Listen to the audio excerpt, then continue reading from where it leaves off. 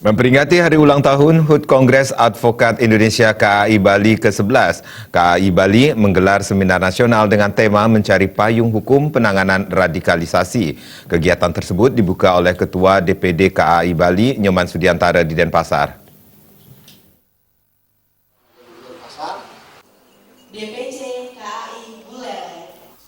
Ketua DPD KAI Bali, Nyoman Sudiantara mengatakan seminar nasional diselenggarakan oleh KAI Bali dalam rangka memperingati HUT ke-11 KAI Bali yang mengambil tema mencari payung hukum penanganan radikalisasi.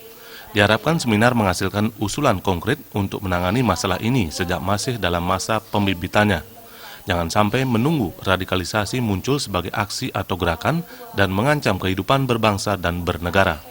Nyoman Sudiantara menambahkan berbagai pengaturan yang berlaku saat ini belum cukup. Undang-Undang Nomor 5 Tahun 2018 tentang terorisme misalnya lebih mengarah pada penindakan setelah terjadinya suatu aksi akibat dari sikap radikal. Sementara itu, Undang-Undang ITE pun hanya menyasar ekspresi radikalisme yang sudah muncul di ruang-ruang media sosial. Sementara benih-benih radikalisme di lembaga-lembaga pendidikan dan forum-forum tertutup di masyarakat belum memiliki payung hukum.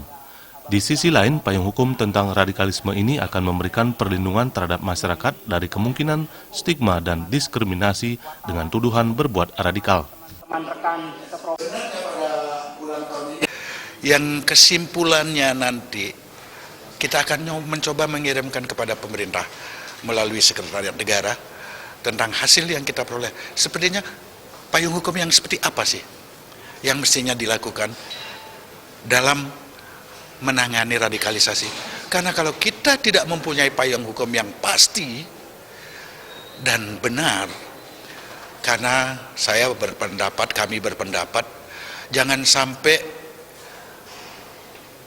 harkat bangsa dan negara ini dipertaruhkan.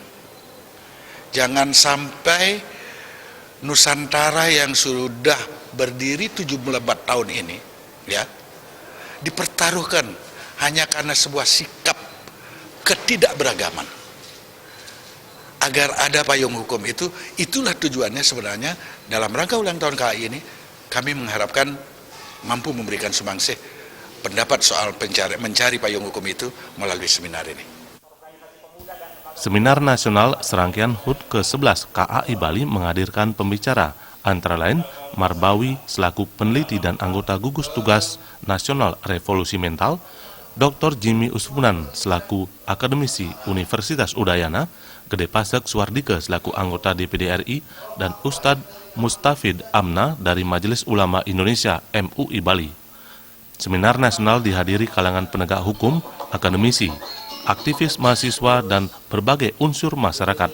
Seminar nasional dirangkaikan dengan puncak peringatan HUT ke-11 KAI Bali yang ditandai dengan pemotongan tumpeng oleh Ketua DPD KAI Bali dan disaksikan oleh anggota DPRD Kota Denpasar dan seluruh anggota KAI Bali.